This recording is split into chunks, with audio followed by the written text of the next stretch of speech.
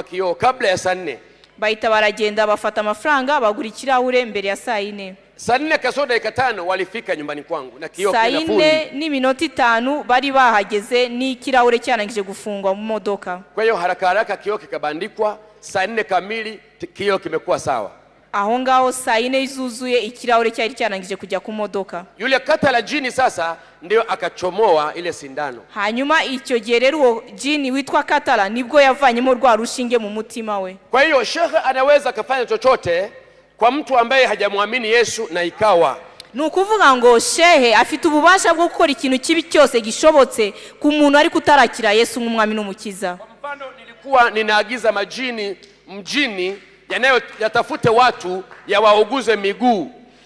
Nk'urugero najyaga nohereza amajini ngo ajye gushakisha abantu mu mujyi ahita bavunagura cyangwa batwika amaguru. Majini yale yanaitwa ajinatu arijili. Ayo majini yitwa ajinatu ajitiri. Jinatu arijili yeye anashughulikia kuanzia hapa kwenye mfupa huu bagoti kushuka chini. Iryo jini riba rifite ubushobozi bwo gukora kuva hano mu mavi kugera hasi. Kwa hiyo akishika maeneo yale lazima miguu iume. Iyo afashe ibyo bice biba bikwiriye yuko amaguru akubabaza. Hayo yanafanywa na mashehe waliyesoma elimu hiyo ya uchawi. Ibyo ngibyo bikorwa na babashe basomye ya masomo y'uburozi. Pia nilikuwa natuma majini yanaitwa ajinatul butunu yatembee mjini kuwatafuta wamama wanapokuwa wamenasa mimba, yale majini yaharibu ile mimba iliyoingia. Yanaitwa jinatul butunu. Lakini majini hayo yalikuwa yanatafuta watu ambao kweli hawana Yesu na yalikuwa yanawaingia. Hari nandi majini najyaga nohereza yitwa albuturu kugira ngo agende mu mujyi ashakisha abagore basamye bafite inda, kandi mu byukuri abo bafadaga ni babandi badakijijwe badafite umwami Yesu kugira ngo bangize inda zabo. Majini mengine ni haya yalikuwa yanasema mama hapa kuuguza kichwa. Amajini yandi ni ayandi atuma umutwe ubabara, yanaitwa ajinatu ar-ra'su. Ayo yitwa ajinatu al-ra'su. Hayo yanaingia kichwani, yanaumisha kichwa kabisa. Ayo ngayo yinjira mu mutwe akakubabaza pe. Kwa hiyo hata unapofanyiwa maombi, icyo gihe nubwo wasengerwa, lazima uwapate watu wa namna hii. Biba bisaba yuko ushaka abantu bafite imbaraga nk'abapote, wenye utaalamu wa mambo hayo. Abo ngabo bafite ubutware kuri ibyo bintu. Kwa sababu hata Yesu alipokuwa anaomba kwa watu fulani, kuko nigihe Yesu yasengeraga abantu batandukanye, alilazimika kutamka aina ya mapepo yaliyomo ndani ya mtu huyo. Yahitaga avuga amazina y'ayo madaimoni yabaga yateye abo bantu. Alikutana na mtu mgonjwa, alisema wewe pepo bubu na kiziwi, na kuamuru umtoke huyu mtu na usimrudie tena.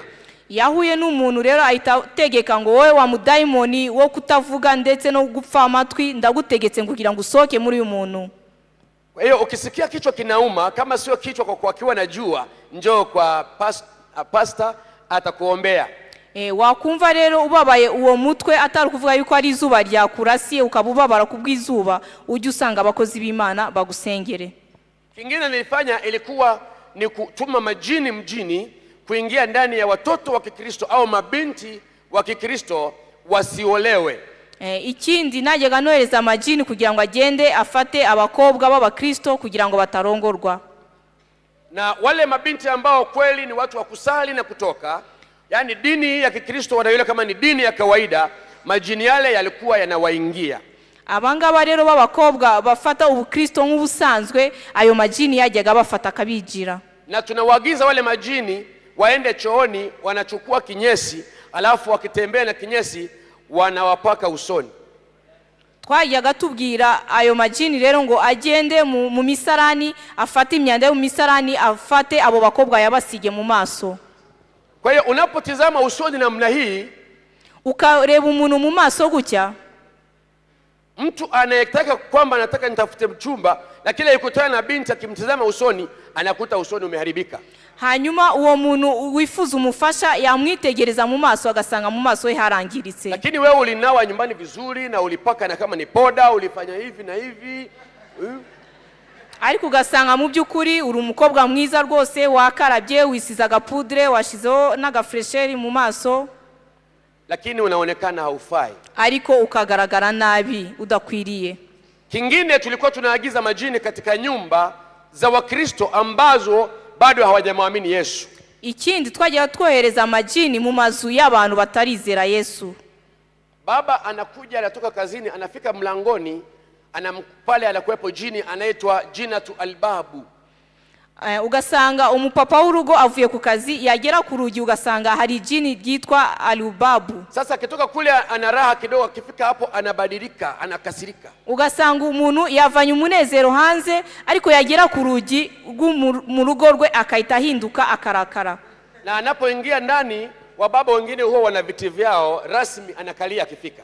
Ugasanga abapapa bamwe baba bafite intebe bicara iyo binjiye mu mago yabo. Sasa anafika anakaa pale anakalia jini anaitwa Jinatu Asahati. Ugasanga yicariye ijini ryitwa Jinatu Aliasari. Jinatu Asahati anamfanya kumkasirisha zaidi kuliko yule wa pale mlangoni. Iryo jini rimutera nanone bwa burakari bwinshi cyane kurusha wa undi waruri ku rugi. Kwa hiyo hata mama kimsemesha pale ndani hakuna amani. Ugasanga nubwo umugore yamwegera ngo amuganize, ugasanga nta mahoro ahari. Na kule kitandani tunamweka jini anaitwa Jinatu Asariri. Ugasanga no mu buriri twashize ijini ryitwa Asariri. Jini akitangulia kulala hapo katikati, rya jini ryabanziriza kujya kuryama aho hagati.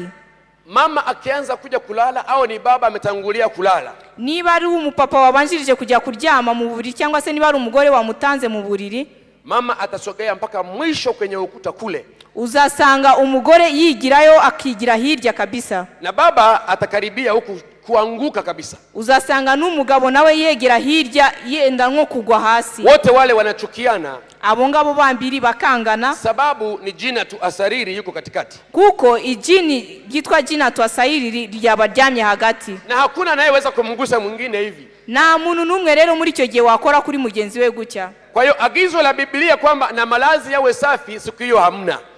Ibivuga yuko n'imyambaro yacu igomba kuba yejejwe uwo munsi ntabwo ibihari.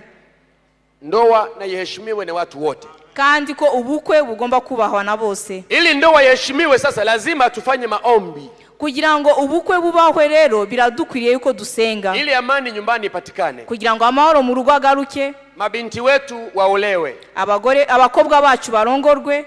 Mama, ulikuwa uliza hayo yanasababishwa kabisa na mashehe, watu wanaweza kupata matatizo duniani. Ibyo mushiki wacu ari mu bibaza yuko ibyo bikorwa n'amashehe. Allahumma salli ala Muhammadi wa ala alihi Muhammadi kama swalaita, kwamba tunakushukuru na kukuabudu ewe Muhammadi kwa sababu wewe unastahili kuabudiwa. Ayo magambo basubiramo abavuga ngo turagushima kandi turaguhimbaza turakuramya wewe Muhammadi kuko ukwiriye guhimbazwa. Allahumma bariki ala Muhammadi kama barakta, tunakubariki ewe Muhammadi kwa kuwa umestahili kubarikiwa. Turaguhimbaza wewe Muhammadi kuko ukwiriye guhimbazwa. Sasa hayo kama hujatamka ndani ya ibada hiyo ibada haiwezi kukubalika. Nukuvuga yuko iyo utaravuga ayo magambo muri iyo sengesho, iryo sengesho nijgushobora gutambuka. Kwa hiyo wanaogopa kumsema Muhammad kama ni Mungu, lakini anaabudiwa katika ibada hiyo. Batinya kuvuga yuko Muhammad ari Imana, ariko bamuramya bakamuhimbaza nk'Imana. Sasa kama unamwabudu sio Mungu, ese niba umuhimbaza ukamuramya ni abari Imana? Mmenielewa jamani? Ese wanyumvishije? Okay. Swali lingine amesema kweli Waislamu na jinsi wanaomba hawataingia mbinguni kabisa kwa sababu wanasali sana wanaomba. Ikindi nyine ese buriya ukuntu abayisilamu basenga bashize umwete, ese nago bazajya mu ijuru? Biblia inasema Biblia inasema, na ni Yesu mwenyewe alisema, Biblia ndimi njia, kweli na uzima. Mtu haji kwa Baba ila kwa njia ya mimi. Biblia iratubwira neza yeruye yuko kandi ayo magambo yavuzwe na Yesu we ubwe ngo ninge inzira ukuri n'ubugingo, na muntu numwe uzajya kwa data adaciye muri jewe. Siku ile tumesoma aya kwenye Qur'ani iliyosema Yesu ndiyo njia iliyonyooka. icyo gihe twabisomye muri Korani ko havuga yuko ngo Yesu niyo nzira y'ukuri. Kwa hiyo ukifanya chochote ukiwa nje ya Yesu ambaye ni njia, Mungu wa mbinguni hawezi kukikubali. Nukuvuga ngo icyo uzakora cyose hanze ya Yesu ntabwo Imana izacyemera. Na unaposwali na haumuhusishi Yesu kwenye swala yako, hiyo swala ni bure. Kandi nusenga ariko udasenga mu izina rya Yesu, iryo sengesho ryawe ni imfabusa. Halafu amesema mtu haji kwa Baba ila kwa njia ya mimi. Yesu mwenyewe amejisema wazi. Kandi Yesu yarivugiye kubwe ngo nta muntu n'umwe uzajya kwa Data adaciye kuri jewe. Sasa ndugu yangu, Muislamu anaabudu kwa njia ya Yesu? Ese mwene data, Muislamu yaba asenga mu izina rya Yesu? Kama ni mbingu atengeneze ya kwake ya maboksi ataingia, lakini mbingu ya Yesu haiwezekani. Niba ari ijuru rero niyikorera irye ryo mu makarito niryo azajyamo. Swali jingine? Anasema uliokoka wakati gani? Nimeokoka mwaka 93. Umefanya miaka ngapi kwa Kiislamu? Miaka mingapi katika Uislamu? Yaani ni umri wangu zaidi ya miaka, maana nimezaliwa mwaka 90, mwaka 64. Kwa hiyo nimeokoka mwaka 93, unaweza kuteremsha mahesabu hapo. Ikindi kibazo yabazaga ngo ese yakijijwe ryari? Nukuvuga ngo yakijijwe muri 93, kandi kuba yaravutse muri 64 ushobora kubara imyaka yabaye mu Bisilamu ndetse n'imyaka amaze mu Bukristo.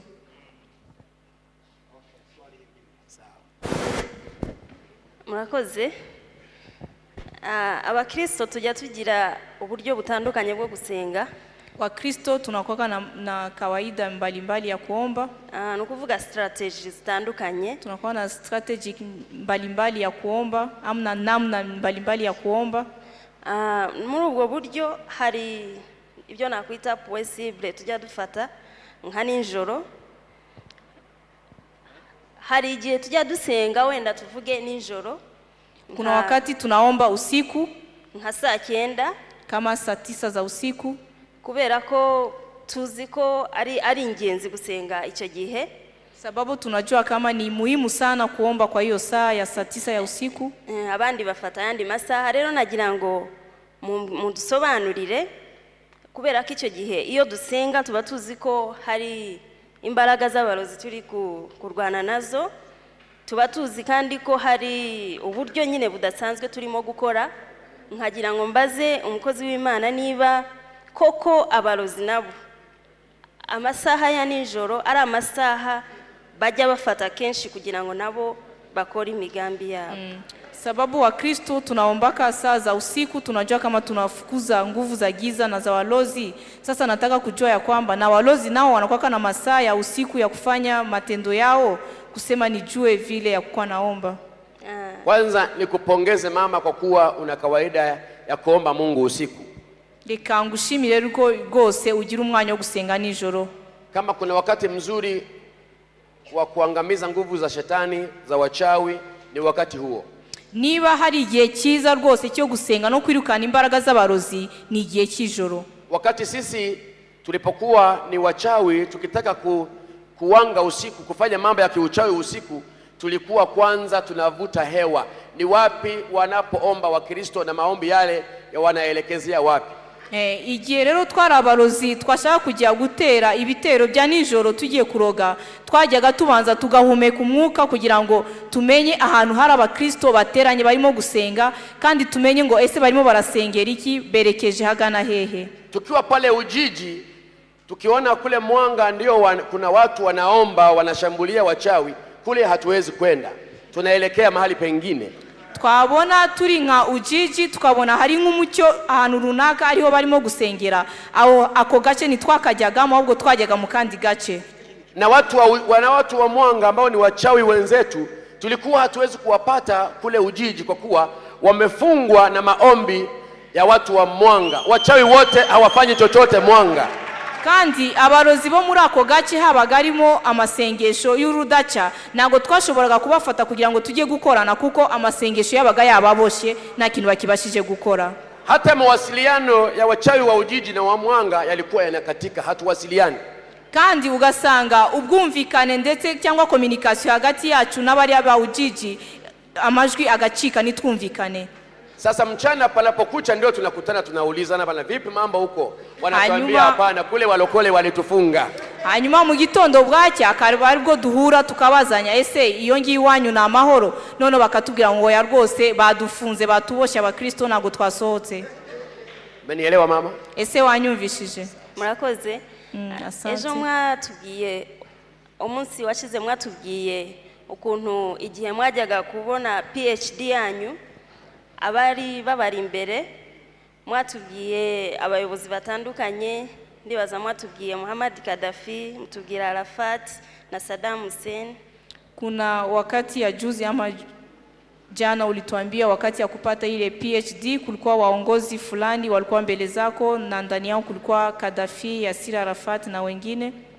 None ndagira ngo niba hari information mubifiteho, ese kuba bari muri iriya myanya cyangwa se igihe bayibayemo, kuko mwatubwiye ko babaga bahagarariye amajini runaka, ese iriya myanya babaga barimo cyangwa se babaga barimo icyo gihe hari impact ya yizo mbaraga yiyo si y'umwijima mu kuba bari muri iyo myanya?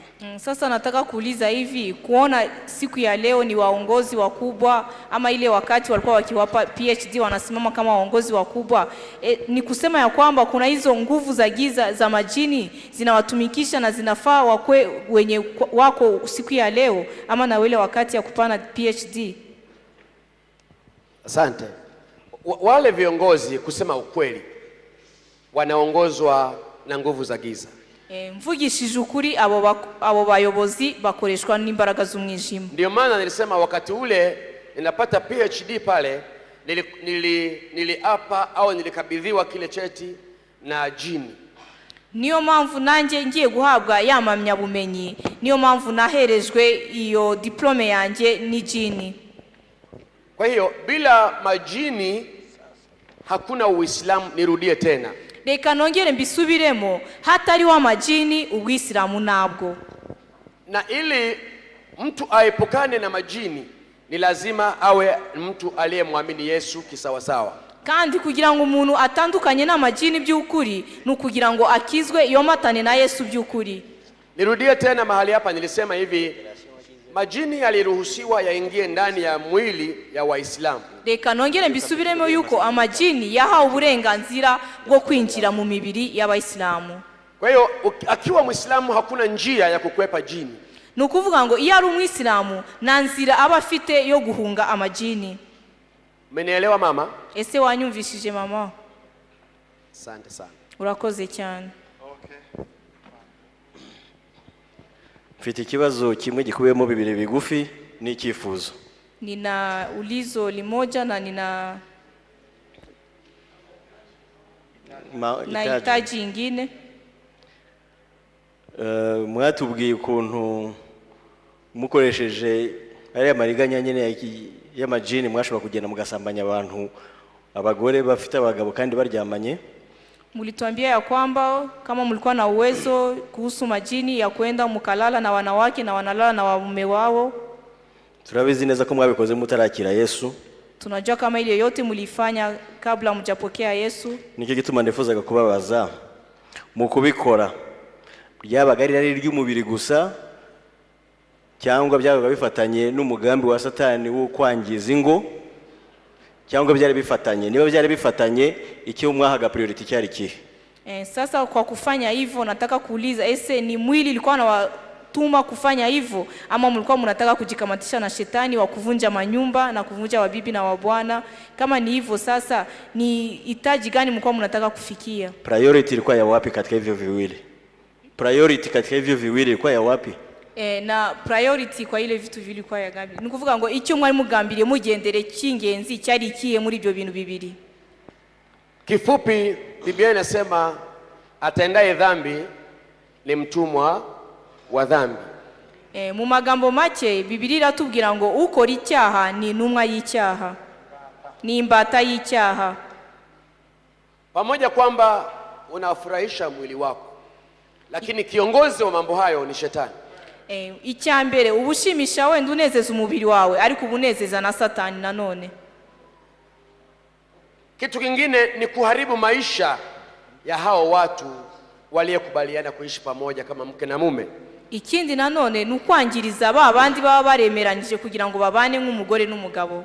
Kwa sababu shetani haji kujenga, anakuja kubomoa, anakuja kuharibu, anakuja kuharibu kila kitu. Kuko satani nta kintu kindi kijya kimuzana, ntabwo ajya azana no kubaka, ahubwo azana no gusenya no kwica no kurimbura. Lakini neema ya Mungu nayo kupitia Yesu Kristo, ariko ubuntu bw'Imana nabwo buciye muri Yesu Kristo anaimarisha, ibyo ngibyo bituma ingo zikomera, akababarira, anatakasa, akeza, anakomboa, kandi akabohora waliokuwa wabaya na wafanya kuwa wasafi. Abari babi cyane Imana ikabahindura bakababeza. Na yote yalo niliyoyafanya katika shetani, kandi ibyo byose nakoreye Satani, yale niliyoyafanya katika shetani, ibyo byose nakoreye Satani, mimi sihukumiwi kwavyo tena. Ibyo ngibyo nago bikincira urubanza, kwa kuwa nimekwisha pata msamaha, kuko narangije kubabarirwa rwose ndani ya Yesu Kristo, muri Yesu Kristo. Amen. Amen. Akabazo ka kabiri kajyanye n'icyo rero, watubwiye ko washoboraga gukoresha ijini rikaba ryatera umuntu indwara sida cyangwa iyindi ndwara ifatira muri ibyo bihimba. Nagira ngo menye niba iyo ndwara wabaga busizemo nk'umuntu yashobora kuyanduza uwundi nawe. Ingine ulituambia kama ulikuwa na mamlaka ya kutengeneza magonjwa kama ukimwi, na ile ukimwi unaiweka kwa ndani ya mtu. Sasa nauliza, ule mtu akishapata ile ukimwi alikuwa na uwezo na yeye ya kuipana, anaipatia mtu mwingine? Kuambukiza. Unajua mapepo yanaambukiza. Urabizi neza imyuka iranduzanya. Ndio maana mimi nikimuingilia yule pepo alikuwa ndani yangu, ndio maana alikuwa na uwezo wa kuingia ndani ya mwingine. Niyo mpamvu njewe ufite uwo mudaimoni, iyo nabaga ninji uwo muntu, uwo mudaimoni yamwinjiragamo. Na yule mama sasa akikutana na mume wake lazima tena anaambukizwa. Nukuvuga uwo mugore nanone yahura n'umugabo we, umugabo we nawe yahitaga afatwa.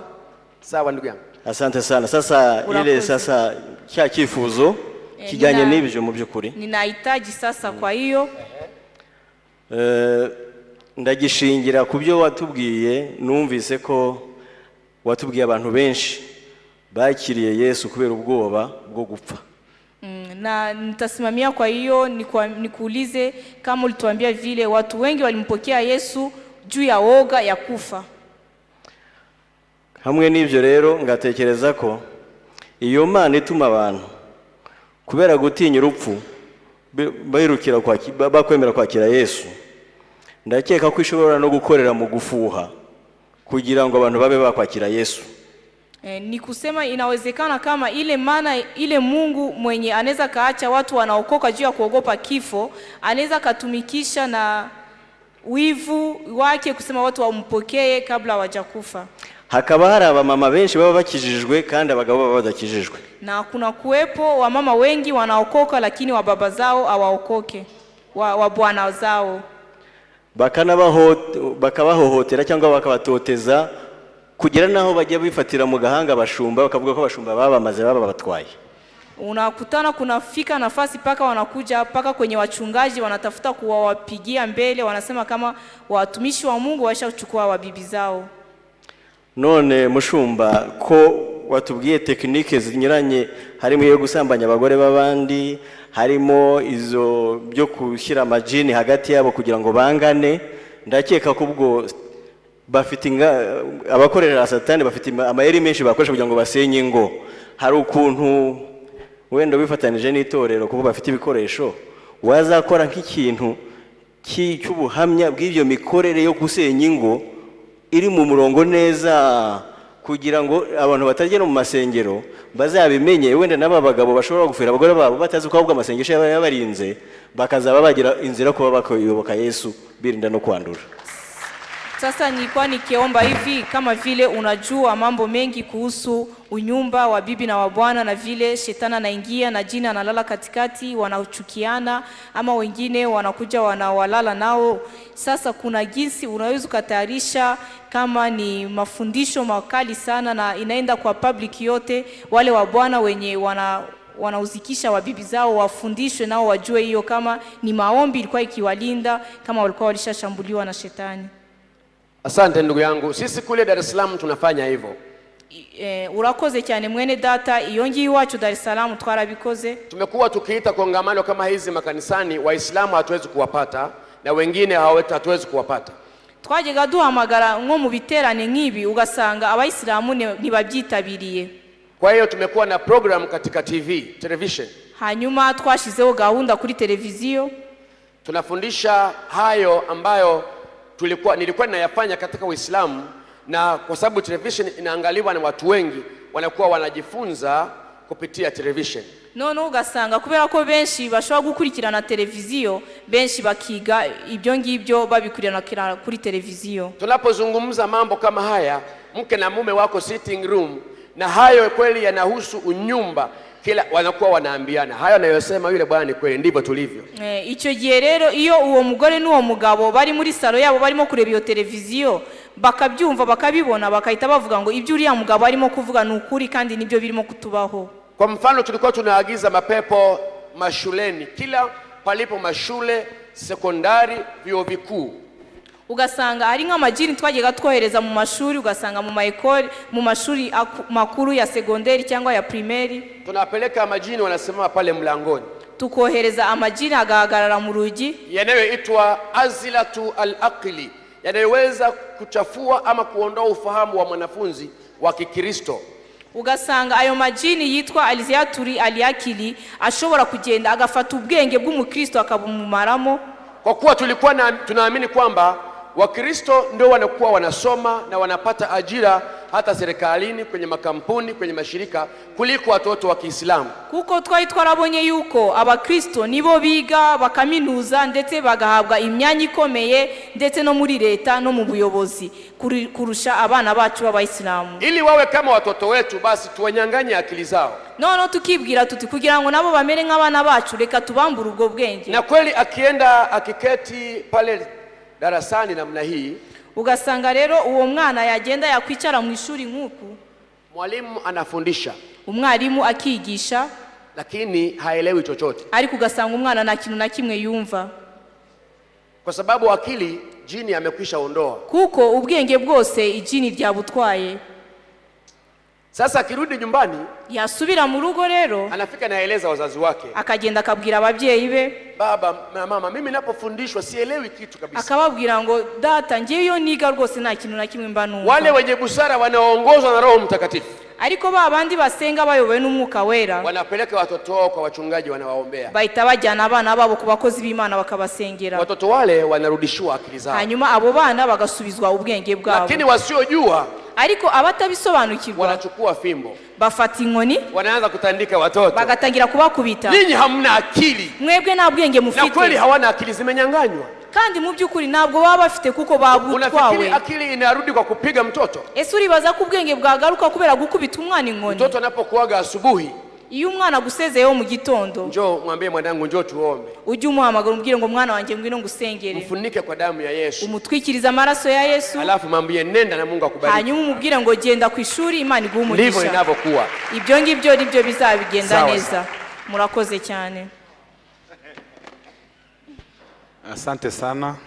Urakoze cyane. Nina maswali matatu lakini ni mafupi. Mfite ibibazo bitatu ariko ni bigufi. Cha kwanza, namba 5 inamaanisha nini kwa Islam?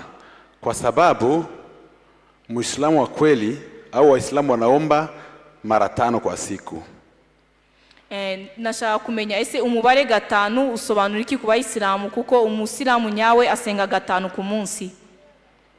Swali la pili, Waislamu wanasema kwamba kuna Mungu mmoja na huyo Mungu anamuita ni Allah. Allah kwa ukweli ni nani? Nanone Abayisilamu bavuga yuko hari Imana imwe, kandi iyo Mana imwe bayita Allah. Mu by'ukuri uwo Allah ninde?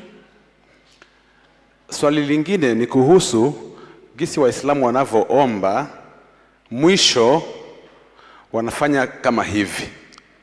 Ikindi ni kijyanye n'ukuntu basenga, barangiza gusenga bakicara nk'uko uyu mwene data yicaye. Anafanya hivi akitunga kidole, hanyuma yarangiza agatunga gatoki gutya, alafu anafanya hivi, hanyuma akareba gutya impande n'impande. Maana hiyo ni nini? Ese ibyo bisobanuye iki? Asante sana. Urakoze cyane.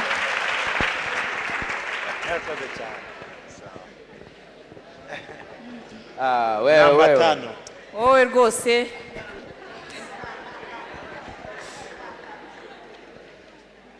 Asante ndugu yangu. Mungu wa Waislamu wanasema ni Mungu mmoja. Urakoze mwene data. Abayisilamu bavuga ko bafite Imana imwe, lakini hawana Mungu mmoja. Ariko ntago bafite Imana imwe. Pale mwanzo nimesema wana miungu 99. Dutangira uyu munsi navuze ko bafite Imana 99. Bihumbi 99. Mirongo icyenda. Okay. Sio Mungu mmoja. Ntago ari Imana imwe. 99. 99 ndio miungu yao, nizo mana zabo. Lakini mkuu wa miungu hiyo, ariko umukuru w'izo mana zose, ndio anaitwa Allahu Akbar. Niwo witwa Allahu Akbar. Ndiye anayewaongoza hao miungu 98. Uwo ngo ni uyobora izo mana zindi 99. Huyo wa 99 ndio anaitwa Allah. Uwo wa 99 niwe witwa Allah. Siku ile nilisoma aya hii. Sasa umeuliza na huyo Allah ni nani? Hanyuma hari nundi munsi nabasomeye uyu murongo ukaburimo kubaza ese uwo Allah ninde? Wewe ndio umeuliza sasa hivi. Huyo Allah ni nani? Ni wowe umaze kubaza none hangu Allah ninde? Naomba nirudie aya hii. Reka nsubiremo muri uyu murongo. Na umuelewe sasa huyo Allah ni nani? Kugira ngo usobanukirwe uwo Allah ninde. Wewe ubwawe. Kugira ngo wowe ubwawe usobanukirwe ngo ninde. Allah ni jina la Kiarabu. Allah ni izina ryo mu Cyarabu lenye maana Mungu. Ni ryo risobanura Imana. Hata Kiingereza Mungu anaitwa God. No mu Cyongereza tuziko Imana yitwa God. Aliyeokoka na ambaye hajaokoka anamuita Mungu hivyo hivyo. Ukijijwe rero n'udakijijwe yita Imana gutyo. Kwa yule ambaye si mlokole akituambia naenda kumwabudu Mungu, inabidi tumuulize ni Mungu gani unaenda kumwabudu? Niyo mpamvu bidukwiriye yuko iyo umuntu udakijijwe akubwiye ngo agiye kuramya Imana, biradusaba yuko tumubaze se iyo Mana ugiye kuramya ni iyihe. Kwa hiyo hata kama ni jiwe kwa Kiingereza, ile jiwe ambaye ni Mungu anayeabudiwa na huyo mtu anamuita God. Kuko nubwo yaba agiye kuramya ibuye mu Cyongereza iryo buye azagita God. Sasa ile jiwe ndiye Mungu wake. Kuko iryo buye niryo rimuhindukira Imana. Lakini sisi tunamuita Mungu wetu, Baba wa Bwana wetu Yesu Kristo, Mungu hivyo hivyo. Kandi natwe Imana yacu ari we se w'umwami wacu Yesu Kristo, natwe tumwita Imana. Lakini tunamtofautisha Mungu jiwe na Mungu Yehova, ni vitu viwili tofauti. Ariko tukamutandukanya n'Imana y'amabuye ndetse n'Imana ari we Yehova. Mnanielewa ndugu zangu? Ese uranyumva neza? Sasa kwa Kiarabu Mungu anaitwa Allahu. Mu Cyarabu Imana yitwa Allahu. Sasa huyo Allah, huyo Mungu wa Waislamu ni tofauti na Mungu wetu sisi. Imana y'Abayisilamu itandukanye n'Imana yacu twebwe. Sasa msikilize huyo Mungu wa Waislamu alivyo. Reka mwumve ukuntu iyi Imana y'Abayisilamu imeze rero. Katika Qur'ani surati Al-Imran aya 56. Muri Qur'ani muri surati Al-Imran umurongo wa 56 unasema hivi, haravuga gutya: wa makaru wa makara Allahu wallahu khairu almakirina. Wayahudi walioamini Uislamu walikwenda kuhubiri Uislamu maeneo ya mjini. Ngo Abayahudi bizeye Uislamu bagiye kububwiriza impande zose z'uwo murwa. Walipokuwa wakihubiri walisema uongo. Barimo kubwiriza Uislamu bamamaje ibinyoma. Waliporudi walimwambia Mungu, tulikokuwa tumesema uongo, wewe unasemaje? Hanyuma bagarutse babwira Imana ngo aho twagiye twavuze ibinyoma, ese wowe ubivuze wiki? Yule Mungu akasema, wallahu khairu almakirina, mimi ndiye baba wa watu wasemao uongo. Hanyuma Imana yabo irabasubiza iti, njyewe ndi Imana y'abanyabinyoma. Maana yake alipongeza kwamba mmefanya vizuri kusema uongo, maana na mimi ni mwongo. Hanyuma aitabashigikira rwose ngo mwagize neza kuvuga ibinyoma kuko nanjye ndi Imana y'ibinyoma. Tunaweza kusoma kwenye Biblia ili sasa uweze kujua huyo muongo ni nani. Tugiye kubisoma rero muri Bibiliya kugira ngo umenye ese iyo mana y'ikinyoma ninde. Yohana sura ya 8. Muri Yohana igice cya 8 tuanze kusoma ule mstari wa 44. Reka dusome umurongo wa 44. Sasa umjue huyo Mungu wa Waislamu nani, Biblia ndio inatueleza vizuri. Kugira ngo usobanukirwe iyo mana y'Abayisilamu, Biblia ni ibitugira neza. Mstari huu unasema ninyi ni wa baba yenu Ibilisi, mukomoka kuri so Satani, na tamaa za baba yenu ndizo mpendazo kuzitenda. Kandi ibyo so ararikira nibyo namwe mushaka. Yeye alikuwa muuaji tangu mwanzo, namwe mushaka gukora uwo ibyo akora. Wala hakusimama katika kweli, kwa kuwa hamna hiyo kweli ndani yake. Uwo yahereye kera kose ari umwicanyi. Asemapo uongo husema yaliyo yake mwenyewe. Kandi niyahagaze mu by'ukuri kuko ukuri kutari muri we. Kwa sababu yeye ni muongo na baba wa hao. Navuga ibinyoma, aravuga ibye ubwe kuko ari umunyabinyoma, kandi ni se w'ibinyoma.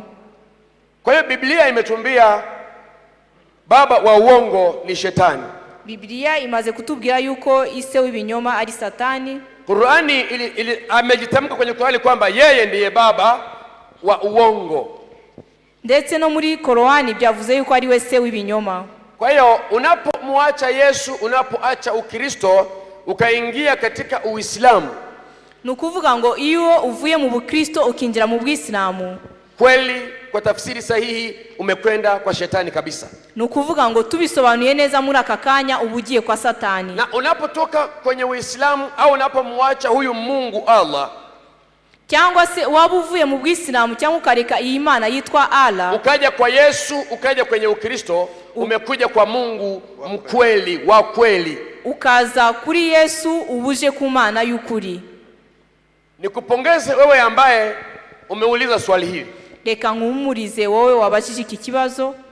Unapotuona tunazungumza habari za Uislamu na Mungu wao, iyo ubona twebwe dutangaza amakuru ya Islamu ndetse n'Imana yabo, tunahitaji maombi yako makubwa sana. Tuba dukeneye amasengesho yawe menshi, kwa kuwa tunamsema Shetani kabisa. Kuko tuba tuvuga Satani mwenyewe. Kwa hiyo upinzani tunaoupata sisi, kuko intambara duhura nazo twebwe, ni tofauti na upinzani unaoupata wewe. Ni zitandukanye n'intambara wowe ushobora guhura nazo. Kwa hiyo Mungu wa Waislamu ni huyu tuliomsoma hapa.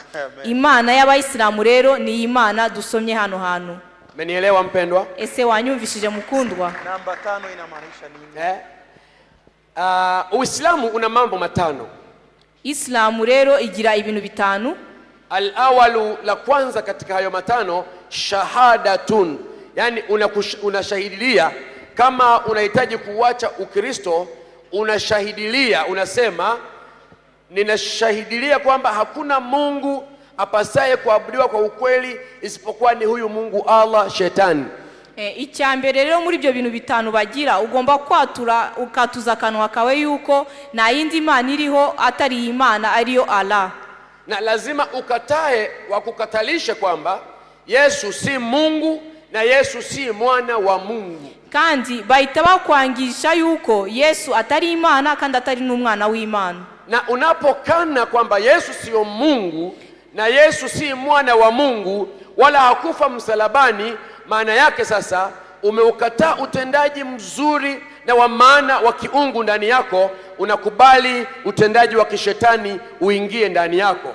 Nukuvuga icyo gihe iyo umaze kwihakana Yesu ko atari Imana kandi ko atari umwana w'Imana, icyo gihe uba wihakanye Imana kandi uba ugiye ahantu hatandukanye nawe, uba wakiriye ya Mana yabo y'umwijima ariyo Satani. Kwa hiyo unakuwa umeingia ndani ya Uislamu, ndani ya Allah Mungu huyo. Uba winjiye muri Islamu, muri yo Mana yitwa Allah. Kinachofuata cha pili, unaendelea sasa kuswali, unasimamisha swala ya Kiislamu unaswali kila siku mara 5. ikindi cya kabiri gikurikiraho ni ugutangira gusenga inshuro 5 ku munsi. Cha tatu kinachofuata, unatoa zaka. Unalazimishwa kutoa zaka. Mapato unayoyapata katika pesa zako, kuna zaka, sisi tunasema fungu la 10, unatoa, unamtolea yule Mungu.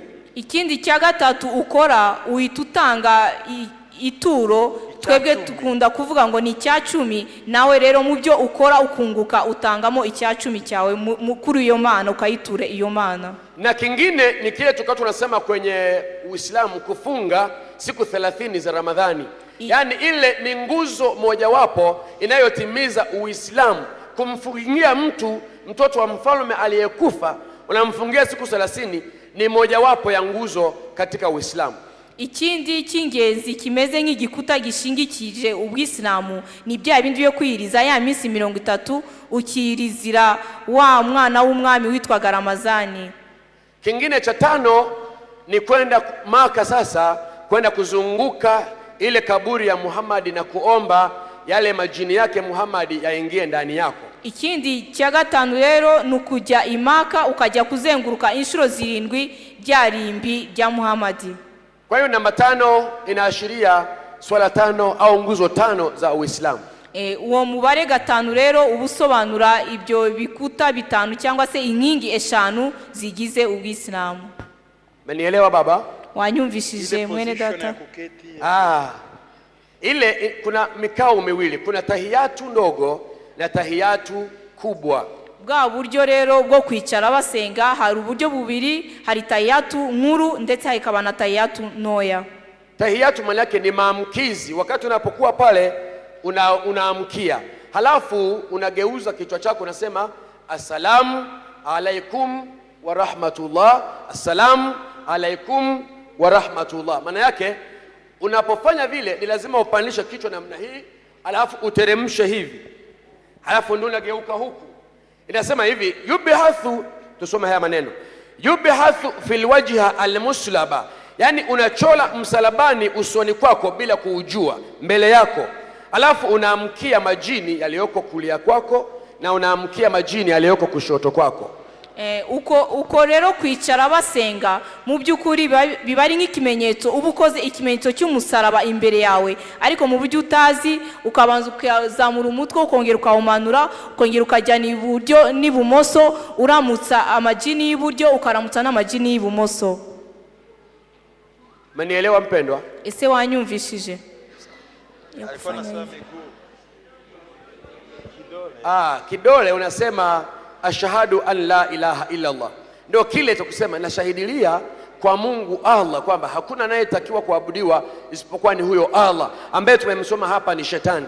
Icyo gihe rero iyo uzamuye agatoki cyawe ugira gutya, ubusa nkaho uvuga ngo nta yindi mana ikwiriye kuramwa uretse Imana Allah. Okay. Miguu ile nilisema tahiyatu, kuna tahiyatu 2, kuna tahiyatu kubwa na tahiyatu ndogo. Amaguru rero kuba wayasobekeranyije nababwiye yuko habaho tahiyatu nkuru ndetse na tahiyatu ntoya. Ngoja nitoe mfano. Reka mbaho urugero, lakini wewe usisumbuke. Tahiyatu ndogo ni namna hii. Iyo ukoze tahiyatu ntoya uba usa nkaho upfukamye gutya. Wale waliokuwa Waislamu ni mashahidi kwamba tahiyatu ndogo unakaa namna hii. Abahoze ari Abayisilamu barabizi neza ko kuramukanya gutoya ari ubu buryo. Tahiyatu kubwa sio vile ulivyokaa, tahiyatu kubwa ni hivi. Hanyuma kuramukanya gukuru nagwa ari kwa kundi wicaye, ahubwo nukunguku njewe nicaye. Siwezi kukaa vizuri kwa sababu nimenenepa siku hizi kwa damu ya Yesu. Nago nibibashije kuko nabyibuhiye mu maraso ya Yesu. Kwa hiyo kuna tahiyatu ndogo na tahiyatu kubwa. Haba indamukanyo ntoya ndetse n'indamukanyo nkuru. Sawa ndugu yangu? Ese turumvikanye mwene data? Sawa.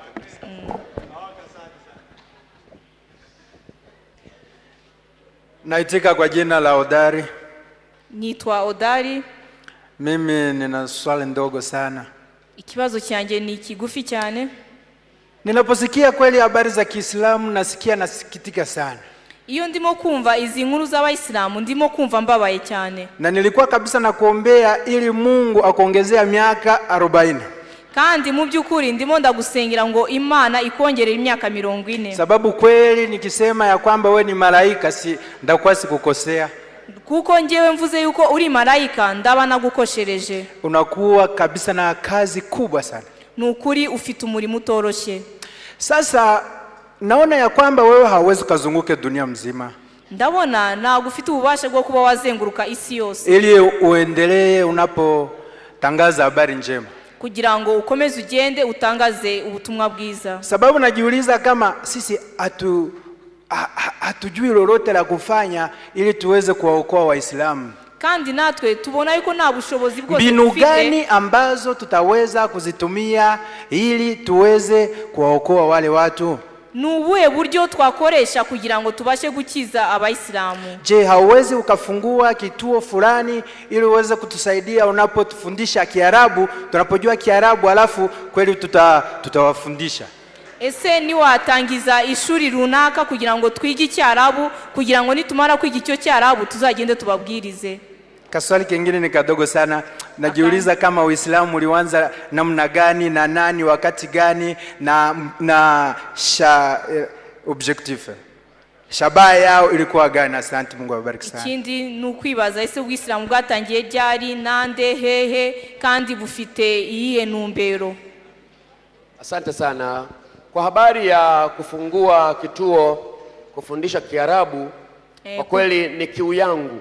Kubijyanye no gufungura ishuri rya kwigisha Icyarabu, mu by'ukuri nanjye ni inyota mfite muri jewe. Na tunaendelea kumuomba Mungu atusaidie, atupe uwezeshwaji ili tuweze kufanya kazi hiyo. Kandi turacyasenga Imana kugira ngo iduhe ubushobozi kugira ngo tuzakore uwo murimo. Watu wengi walidharau Kiarabu, walijua ni lugha ya majini. Abantu benshi nago bitaye ku Cyarabu bazi ko ari kirimi cy'amajini. Lakini Kiarabu ni lugha kama lugha zingine. Ariko mu by'ukuri Cyarabu ni ururimi nk'izindi ndimi zose. Na ili tuweze kuwafikia Waislamu lazima tujue lugha yao. Kandi kugira ngo tubashe kubageraho birakwiriye ariko tumenye ururimi rwabo. Naona apostle kama anataka kukutuma Uingereza lazima ujifundisha Kiingereza kwanza. Nukuvuga ngo na apostle kugira ngo akohereze mu Bwongereza biragusaba ngo ubanze wige Icyongereza. Wale ambao wameshiriki masomo ya umisheni lazima kule unakotaka kwenda ujifunze mazingira ya kule na lugha wanaoitumia watu wa kule. Abo ngabo boherezwa mu mashuri y'ubumisioneri birakwiriye ko bajya bagenda bakiga ndetse n'indimi n'imico yaho ngabo bagiye. Kwa hiyo tunapoandaa mazingira ya kuwafikia Waislamu ni vizuri tujue Kiarabu, halafu na mistari kama kwenye Qur'ani ilivyoandikwa, namna unavyoweza kumwambia kuhusu Yesu, namna unavyoweza kumwambia kuhusu Muhammad. Nukuvuga bikwiriye yuko tumenye Icyarabu ndetse tukamenya n'imirongo yo muri Qur'ani yo kugira ngo tubashe kubabwira n'uburyo Muhammad avugwa ndetse n'uburyo twababwira Yesu. Nimeheshimu mawazo yako, Mungu atayabariki tu. Nishimiye rwose igitekerezo cyawe kandi Imana izagiha umugisha. Sasa mwanzo swali la pili ulisema Uislamu ulianzaje? Tulikuwa tunazungumza hapa jinsi Uislamu ulivyoanza, labda ulikuwa haujafika. Kare twatangiye tubivugaho by'ukuntu Islamu yatangiye, ngira ngo warutaraza. Labda kidogo ni kusaidie hapo. Reka ngufasha kanya gatoya. Muhammad alikuwa anafanya kazi ya utumishi kwa Hadija. Muhammad yakoraga mu rugo ku mudamu witwa Hadija. Na kabla sasa hajafanya kazi kule, yeye alikuwa hana baba na hana mama, alikuwa maisha ya kiyatima. Igihe yarataratangira ko kazi kuri uwo mugore yari imfubyi utagira se na nyina. Na alikuwa naishi kwa mjomba wake. Kandi yabanaga na kwa muyomba we cyangwa nyirarume. Kwa hiyo wakatoka kwa mjomba wake alimpa kazi ya kuchunga mbuzi. Mbuzi zile alikuwa anazipeleka mapangoni, mahali ambapo anaweza kula majani. Icyo gihe rero aba kwa nyirarume, ise yari yaramuhaye umurimo wo kujya ajya kuragira ihene ze akazijyana kurisha. Sasa wakati ule anapeleka mbuzi kule kwenye mapango ya mawe, ameendelea na kazi hiyo. Yarakomeje uwo murimo na kuanguka chini kila inakoitwa leo. Kandi buri munsi uko bukeye akajya kubitwa hasi. Baadaye alipokuwa akapata kibarua, akapata kazi kwa yule mwanamke nilimsema Hadija. Hanyuma y'ibyo nubwo yaje kubona akazi kuri uwo mugore navuze witwa Hadija. Ndipo akiwa kwa Hadija, yale majini yalimuomba kwamba yampeleke kule mapangoni akae kule siku 40.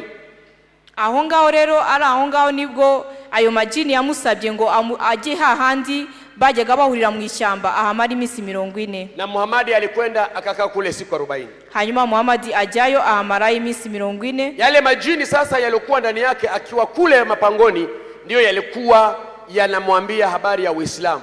Aho ngaho mu ishyamba ayo majini nibwo yatangiye kumubwira inkuru z'ubwisilamu. Kwa hiyo akapokea Uislamu ujinini, afata ubwo bwisilamu ari aho ngaho mu ishyamba. Na aliporudi nyumbani akamshirikisha yule Hadija. Sasa atashye mu rugo ahita bigeza kuri wa mudamu witwa Hadija. Kwa hiyo ukitaka kujua Uislamu ulianzaje, ushatse kumenya uburyo Islamu yatangiye rero, kwa kuwa muda ni mkubwa ya kuzungumza yatupeleka muda mrefu, bishobora kudufata umwanya muremure cyane kugira ngo tubivugeho. Tunaweza kupata muda mwingine wa mimi na wewe au mtu mwingine tukakaa nikakueleza mwanzo mpaka mwisho. Dushobora kuzashaka undi mwanya nge nawe nkakuganiriza kuva bitangiye kugeza birangiye. Lakini Uislamu ulitoka ujinini akapewa Muhammad. Ariko Uislamu bwavuye aho ngaho mu ishyamba buhabwa Muhammad. Na mke wake alimsaidia kuhubiri Uislamu kwa njia ya pesa alizokuwa nazo nyingi. N'umufasha we wa Hadija yaje kumufasha kugira ngo yamamaze ubwisilamu kubwa amafaranga menshi yaratunze. Kwa hiyo umenielewa ndugu yangu? Ngira ngo wanyumvishije mwene data. Asante sana. Okay, ndagira ngo mwene data urashaka kubaza kandi?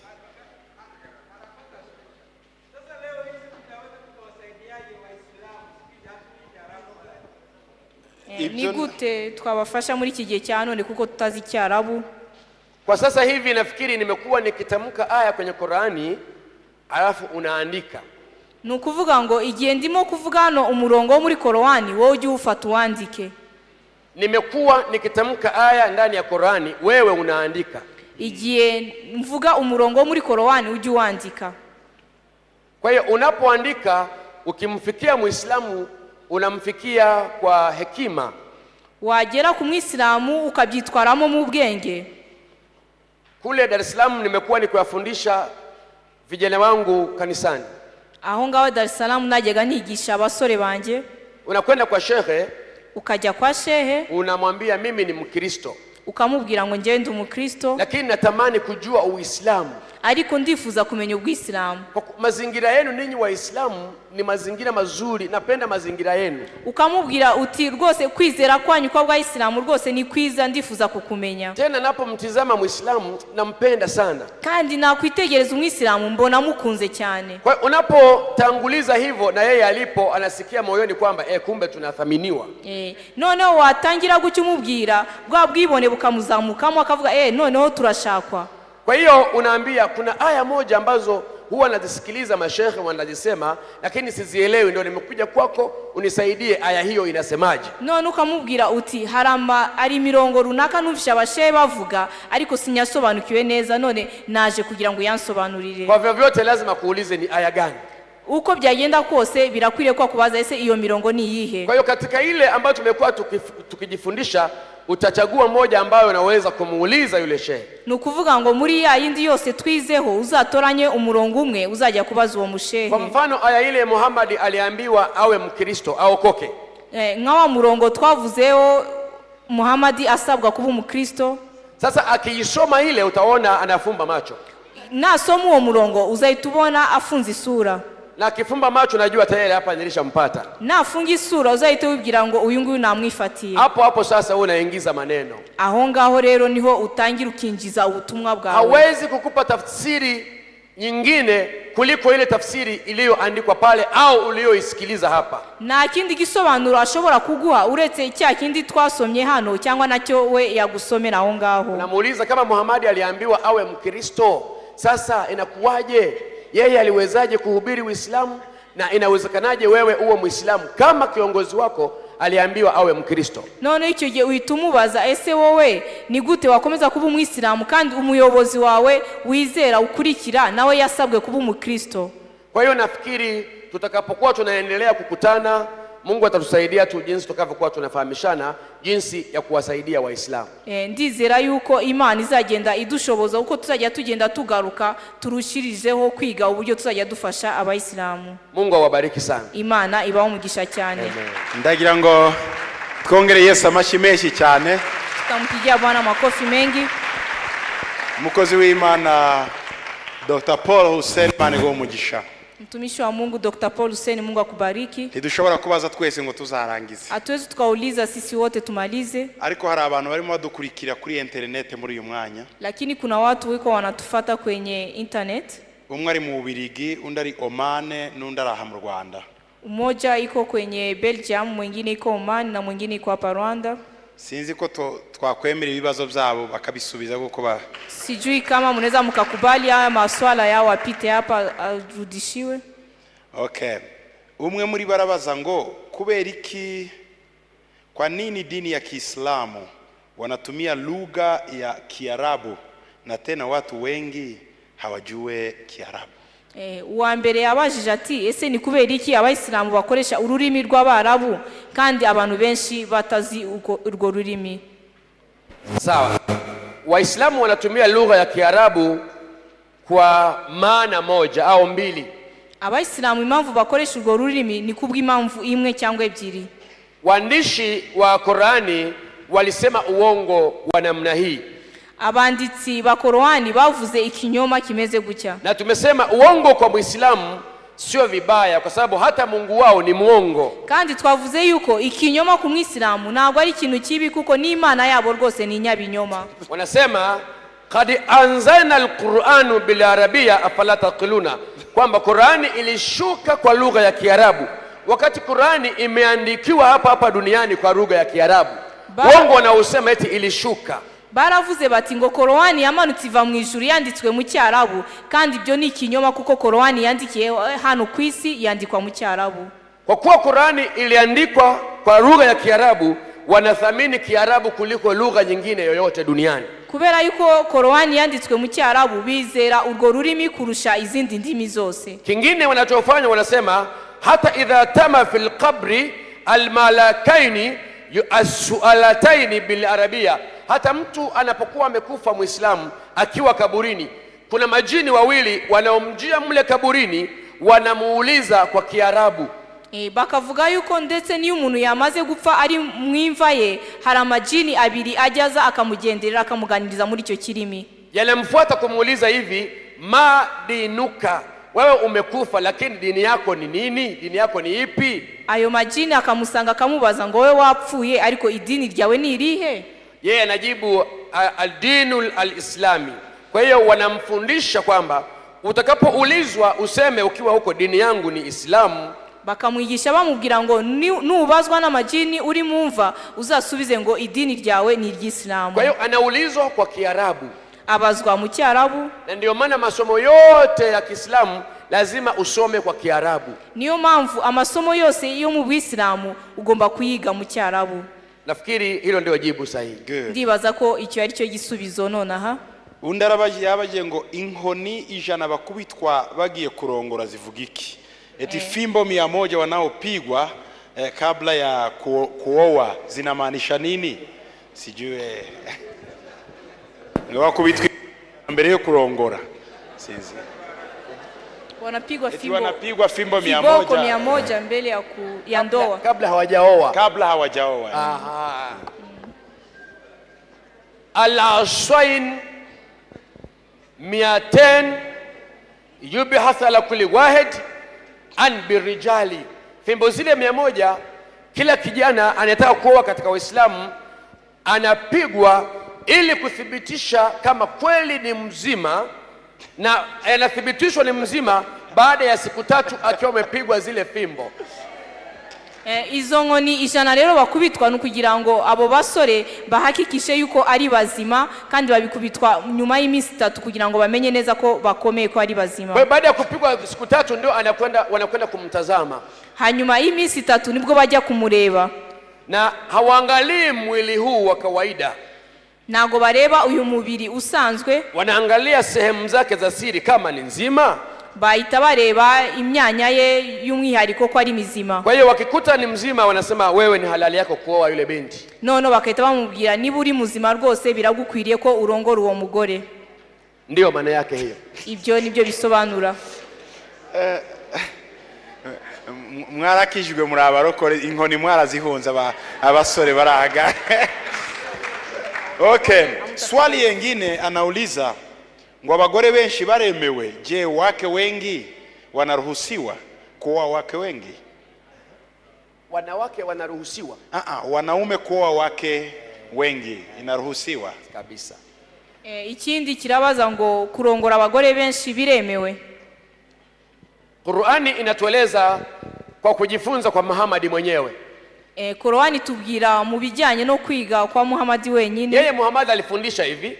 Muhammad yigishije gutya: fankihu mataba lakum minan nisa'i mathina wa thulatha wa ruba wa in khiftu ala ta'dila fawahidi.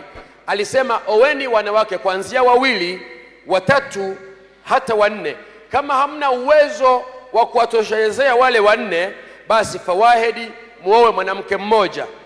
Muhammad we kubwe yarigishije ati mujye murongora abagore babiri, batatu ndetse n'abane mu gihe cyose mufite ubwo bushobozi bwo kubatunga, ariko mwaba mudafite ubwo bushobozi basi muzarongora umugore umwe. Na anasema fala tujassu ilaya, lakini msiniige mimi, anayubihathu 35, mimi nina uwezo wa kukaa na wanawake 13.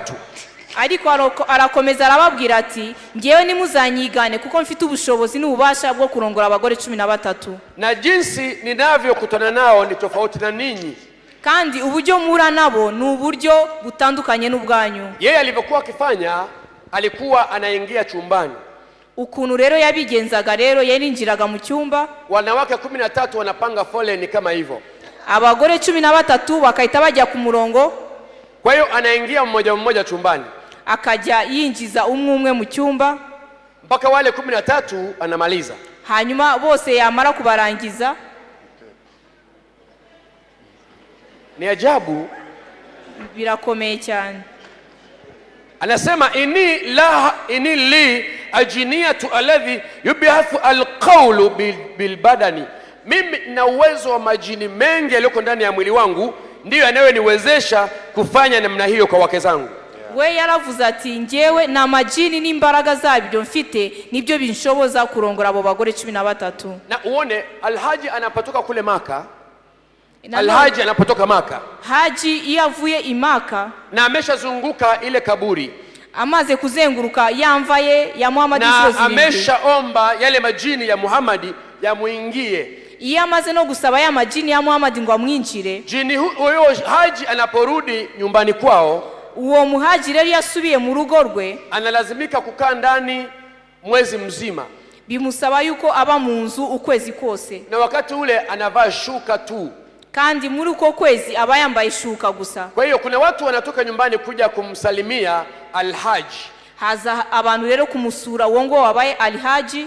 Wakija wanawake 10 ama 20 siku hiyo, iyo haje abagore 10 cyangwa 20 uwo munsi, na sio wake zake, kandi atari abagore be, kila atakayeingia mle ndani chumbani kumsalimia lazima alale na yeye. Kandi uwinjiye wese kumusuhuza uwo munsi biba bisaba yuko baryamana. Na yule mama aliyefanywa hivyo anaona kama amepata baraka kutoka Maka. Hanyuma uwo mugore nawe wakorewe ibyo ngibyo akumva ko yahawe umugisha rwose uvuye Maka. Wewe una bahati kuwa Mkristo na kuokoka, ndugu yangu. Nukuri wowe Mkristo warahiriwe cyane kuba warakijijwe.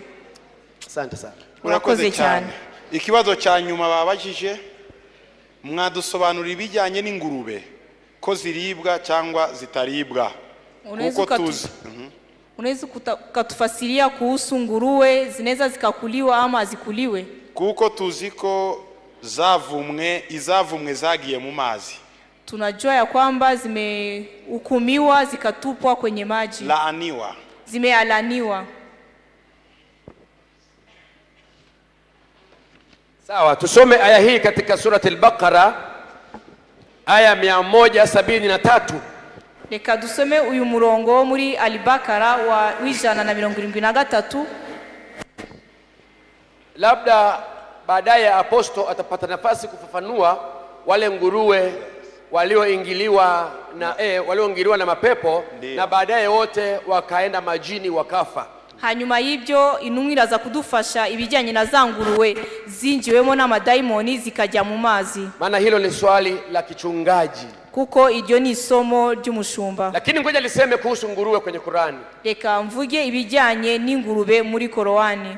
Sura hiyo Al-Baqara aya ya 173 uwo murongo Al-Bakara w'ijana 173 inasema hivi: uravuga gutya: innama harama alaikum almaita wa dama wa lahma alkhinzir, mmeharamishiwa kula nyama ya nguruwe na kitu chochote kilichojifia, kilichogongwa na gari njiani. Qur'ani imesema ni haramu. Korowani iravuze ngo mubujijwe kurya inyama y'ingurube cyangwa se y'inyama yose yipfishije cyangwa se yagonzwe n'imodoka mu muhanda. wama uhila li ghairi llahi faman abtatu ghairi baghi wala adi fala ithma alayhi inna allaha ghafuru rahim. Mmepewa ruhusa mle nguruwe kwa dharura. Mwahawe ububasha n'uburenganzira bwo kurya ingurube kwa dharura, mu gihe habaye ikibazo runaka, wenda nibwo mwemerewe kuyirya. Anasema hivi tena Qur'ani, Korowani gakomeza ivuga nanone gutya: wa in akala kalataini, kama mtu ulikuwa na uwezo wa kula nyama kilo 2, yani mtu anakuchomea kilo 2, unakwenda mahali unapouza nyama unaweza kula kilo 2 ukamaliza. Nukuvuga nanone mu gihe ufite ubushobozi bwo kuba warya inyama ibiro 2, basi umeruhusiwa kula nguruwe kilo 1, uba wemerewe icyo gihe kurya ingurube ikiro kimwe gusa, ili usishibe kama ulivyozoea kushiba ukila nyama ya ng'ombe ama ya mbuzi, kugira ngo udahaga nk'uko wamenyere guhaga iyo uri inyama y'inka cyangwa se y'ihene. na ukila kidogo namna hiyo si dhambi. Kandi warya gakeya kuriya ntago uba wakosheje, nta cyaha uba wakoze. Swali nilikuwa najiuliza mimi, ikibazo nje nibazaga rero ni iki: uzinzi ni dhambi? Umurengwe, ubusambanyi ni icyaha, lakini hatujaambiwa kwamba ukiwa nje na mke wako ufanye uzinzi kidogo. ariko ntago turabwirwa ngo nujya hanze hirya y'umugore wawe ukore ubusambanyi bukeya. Yani uzinzi ni dhambi kabisa, kuko ubusambanyi bwo ni icyaha cyeruye. hata Biblia imesema zina isitajwe kwenu, ndetse na Biblia iratubwira ngo icyaha cy'ubusambanyi nikikabarangweho. Lakini nguruwe tumeelezwa ukiwa mbali ama ukiwa mahali ambapo huwezi kupata chakula kingine, unaruhusiwa ule nguruwe, tena usishibe. Ariko ingurube yo biratubwiye ngo nuba uri kure y'urugo rwawe uzarye nkeya ariko ntuhage. Mimi ninasema kwa mujibu wa aya hii kula nguruwe ni ruhusa. Ngewe magaze kuri uyu murongo mvuga yuko kurya ingurube byemewe.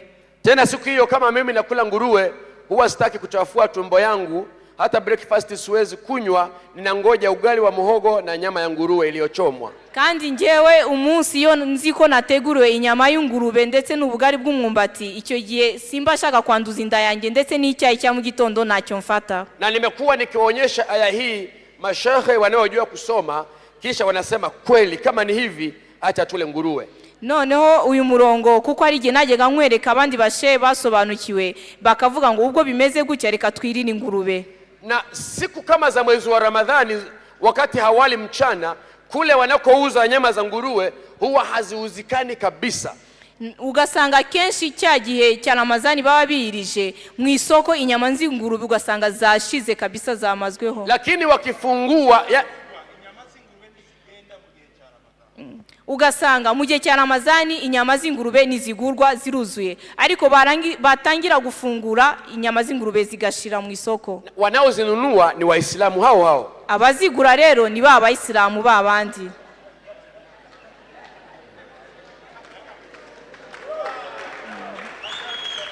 Sawa baba. Asante sana Dr. Hamisi. Ndagira ngo duhe Yesu amashyi kubwe. Acha tumpigie Bwana makofi mengi.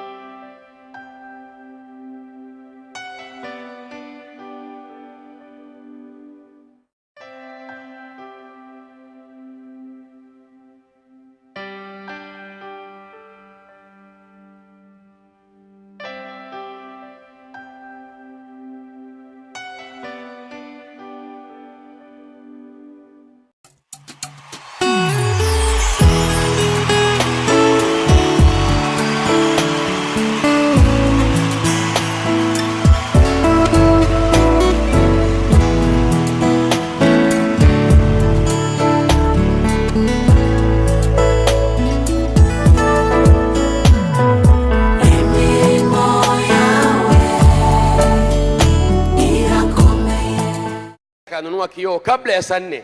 bahita baragenda bafata amafaranga bagura ikirahure mbere ya saa 4. Saa 4 kasoro dakika 5 walifika nyumbani kwangu na kioo saa kina 4 fundi. n'iminota 5 bari bahageze n'ikirahure cyanangije gufungwa mu modoka. Kwa hiyo haraka haraka kioo kikabandikwa, saa 4 kamili kioo kimekuwa sawa.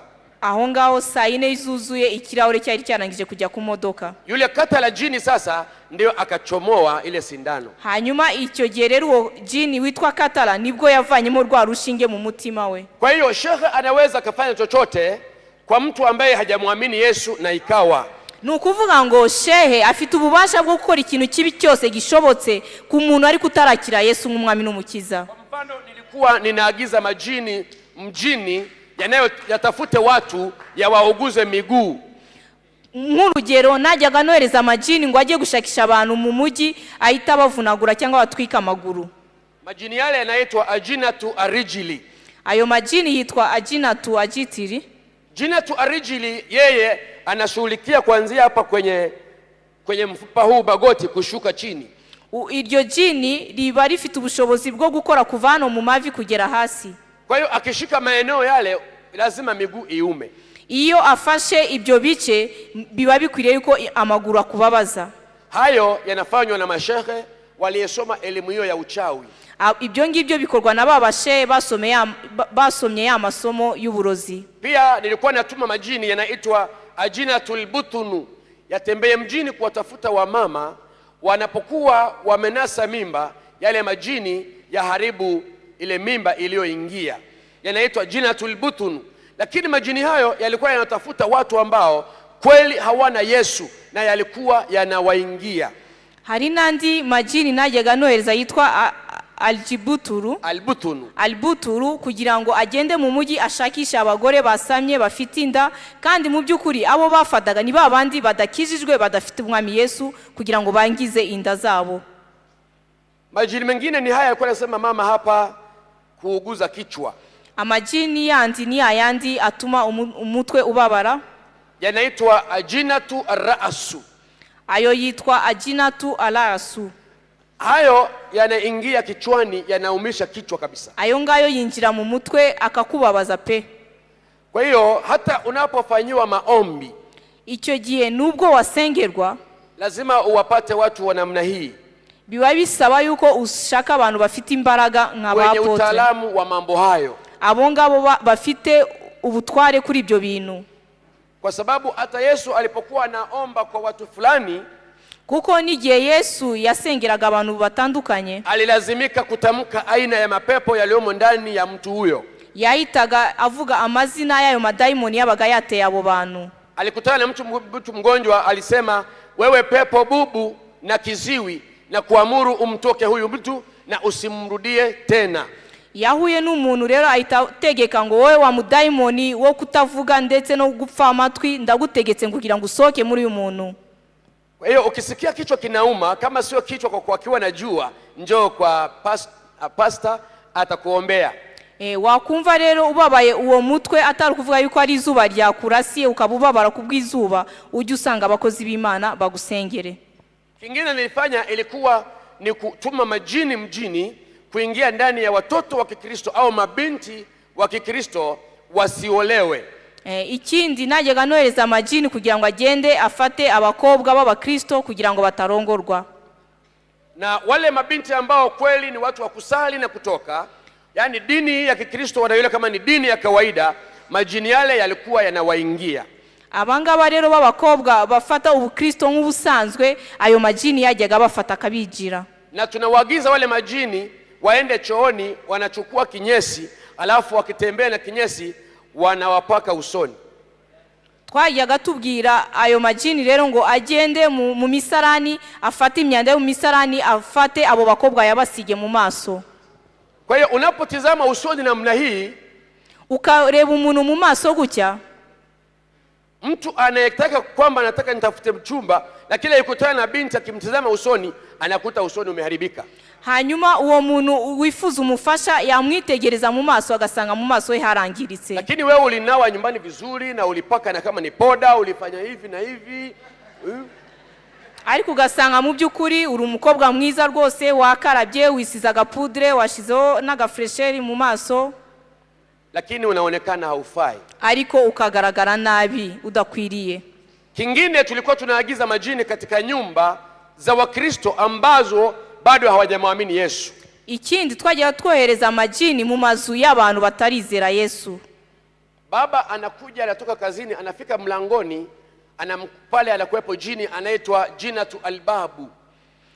Ugasanga umupapa w'urugo avuye ku kazi, yagera ku rugi ugasanga hari jini ryitwa Alubabu. Sasa akitoka kule ana raha kidogo, akifika hapo anabadilika, anakasirika. Ugasanga umuntu yavanye umunezero hanze, ariko yagera ku rugi mu rugo rwe akahita ahinduka akarakara. Na anapoingia ndani, wababa wengine huwa wana viti vyao rasmi, anakalia akifika. Ugasanga abapapa bamwe baba bafite intebe bicara iyo binjiye mu mago yabo. Sasa anafika anakaa pale anakalia jini anaitwa Jinatu Asahati. Ugasanga yicariye ijini ryitwa Jinatu Aliasa. Wanajifunza kupitia television. None ugasanga kubera ko benshi bashobora gukurikirana televiziyo, benshi bakiga ibyo ngibyo babikurikirana kuri televiziyo. Tunapozungumza mambo kama haya, mke na mume wako sitting room, na hayo kweli yanahusu unyumba, kila wanakuwa wanaambiana hayo anayosema yule bwana ni kweli, ndivyo tulivyo. Icyo gihe rero iyo uwo mugore n'uwo mugabo bari muri salo yabo barimo kureba iyo televiziyo, bakabyumva bakabibona, bakahita bavuga ngo ibyo uriya mugabo arimo kuvuga ni ukuri kandi nibyo birimo kutubaho. Kwa mfano, tulikuwa tunaagiza mapepo mashuleni, kila palipo mashule sekondari, vyuo vikuu. Ugasanga hari nk'amajini twagiye twohereza mu mashuri, ugasanga mu maekole, mu mashuri makuru ya sekondari cyangwa ya primary, tunapeleka majini, wanasema pale mlangoni. Tukohereza amajini agahagarara mu rugi, yanayoitwa azilatu al-aqli, yanayoweza kuchafua ama kuondoa ufahamu wa mwanafunzi wa Kikristo. Ugasanga ayo majini yitwa aliziaturi aliakili ashobora kugenda agafata ubwenge bw'umukristo akabumumaramo. Kwa kuwa tulikuwa tunaamini kwamba Wakristo ndio wanakuwa wanasoma na wanapata ajira hata serikalini, kwenye makampuni, kwenye mashirika, kuliko watoto wa Kiislamu. Kuko twari twarabonye yuko abakristo nibo biga bakaminuza ndetse bagahabwa imyanya ikomeye ndetse no muri leta no mu buyobozi kurusha abana bacu b'Abayisilamu. Ili wawe kama watoto wetu, basi tuwanyanganye akili zao. Noneho tukibwira tuti kugira ngo nabo bamere nk'abana bacu, reka tubambura ubwo bwenge. Na kweli akienda akiketi pale darasani namna hii, ugasanga rero uwo mwana yagenda yakwicara mu ishuri nk'uku, mwalimu anafundisha, umwarimu akigisha, lakini haelewi chochote, ariko ugasanga umwana nta kintu na kimwe yumva, kwa sababu akili jini amekwisha ondoa, kuko ubwenge bwose ijini ryabutwaye.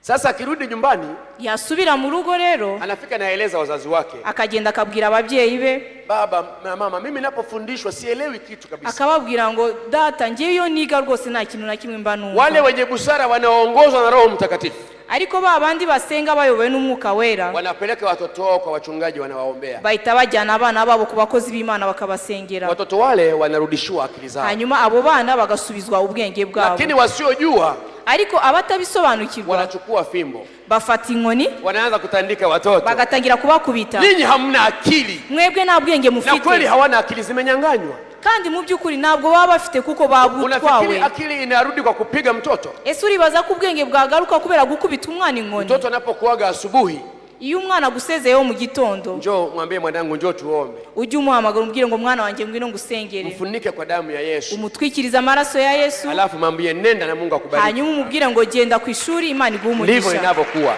Ibyo ngibyo nibyo bizabigenda neza. Murakoze cyane. Asante sana. Urakoze cyane. Nina maswali matatu lakini ni mafupi. Mfite ibibazo bitatu ariko ni bigufi. Cha kwanza, namba 5 inamaanisha nini kwa Islamu? Kwa sababu Muislamu wa kweli au Waislamu wanaomba mara 5 kwa siku. Nashaka kumenya ese umubare 5 usobanura iki ku Bayisilamu, kuko umusilamu nyawe asenga 5 ku munsi. Swali la pili, Waislamu wanasema kwamba kuna Mungu mmoja na huyo Mungu anamuita ni Allah. Allah kwa ukweli ni nani? nanone abayisilamu bavuga yuko hari imana imwe kandi iyo mana imwe bayita Allah. Mu by'ukuri uwo Allah ninde? Swali lingine ni kuhusu gisi Waislamu wanavyoomba, mwisho wanafanya kama hivi. Ikindi ni kijyanye n'ukuntu basenga, barangiza gusenga bakicara nk'uko uyu mwene data yicaye. Anafanya hivi akitunga kidole. Hanyuma yarangiza agatunga gatoki gutya. Alafu anafanya hivi. Hanyuma akareba gutya impande n'impande.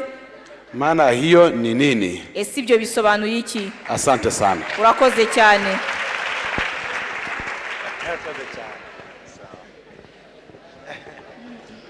Wewe. Wowe rwose.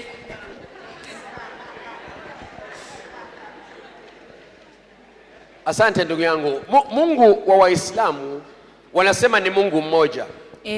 Urakoze mwene data. Abayisilamu bavuga ko bafite imana imwe, lakini hawana Mungu mmoja. Ariko ntago bafite imana imwe. Pale mwanzo nimesema wana miungu 99. Dutangira uyu munsi navuze ko bafite imana 99. Mirongo icyenda. Okay. Sio Mungu mmoja. Ntago ari imana imwe. 99. 99 ndio miungu yao, nizo mana zabo. Lakini mkuu wa miungu hiyo, ariko umukuru w'izo mana zose, ndio anaitwa Allahu Akbar. Niwo witwa Allahu Akbar. Ndiye anayewaongoza hao miungu 98. Uwo ngo ni uyobora izo mana zindi 99. Huyo wa 99 ndio anaitwa Allah. Uwo wa 99 niwe witwa Allah.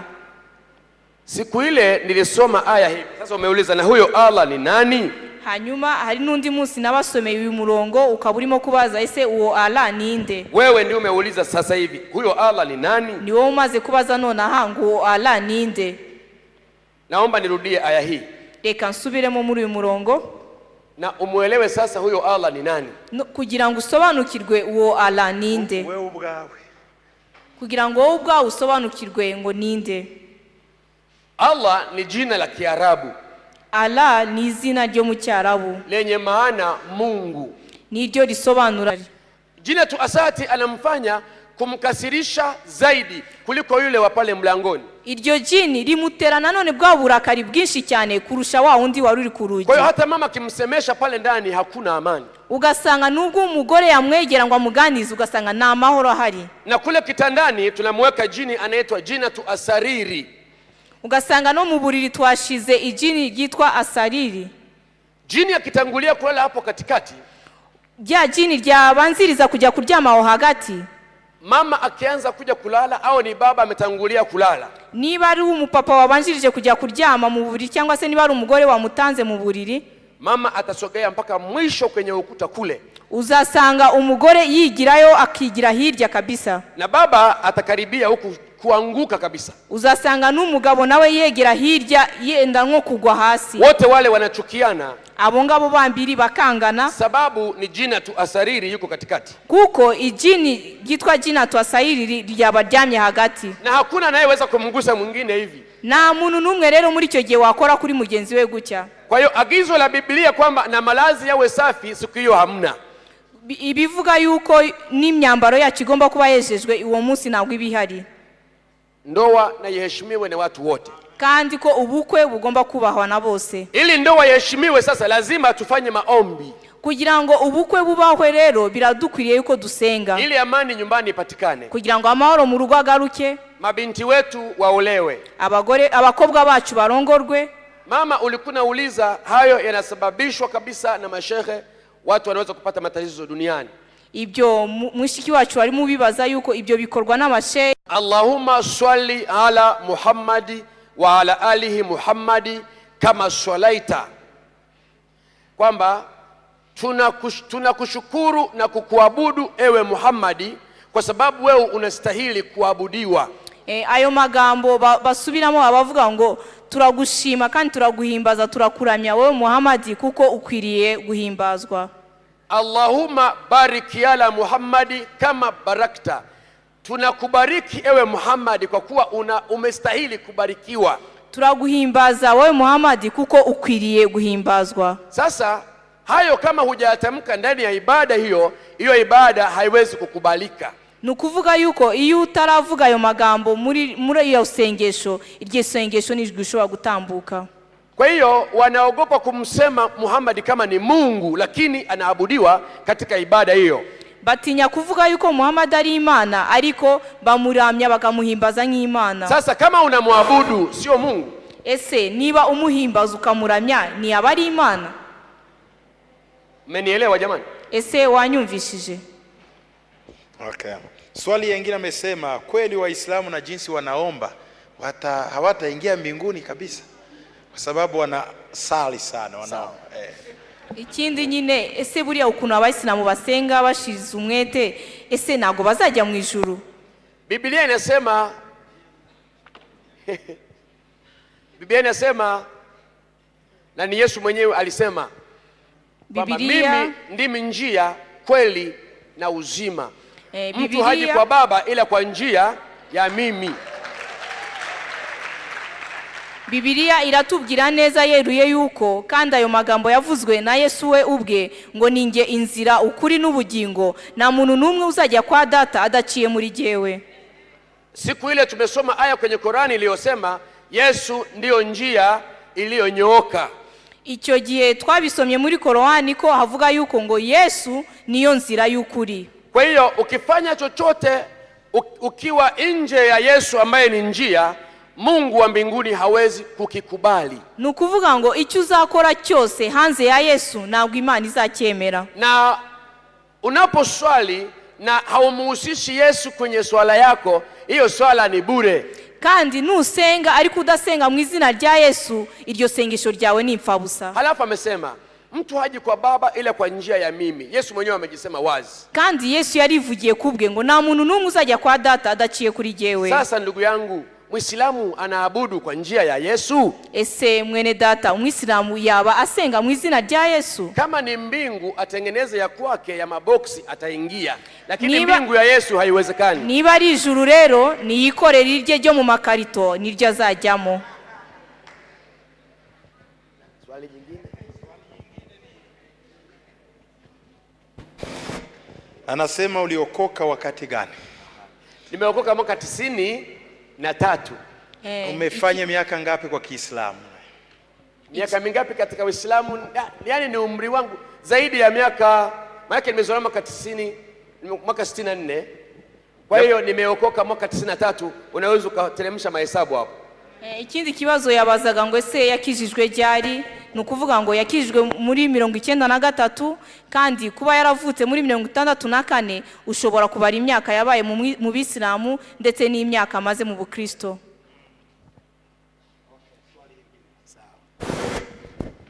Murakoze. Abakristo tujya tugira uburyo butandukanye bwo gusenga. Wakristo tunakuwa na kawaida mbalimbali ya kuomba. Nukuvuga strategies zitandukanye. Tunakuwa na strategy mbalimbali ya kuomba, amna namna mbalimbali ya kuomba. Muri ubwo buryo hari ibyo nakwita possible tujya dufata nka ninjoro. Hari igihe tujya dusenga wenda tuvuge ninjoro.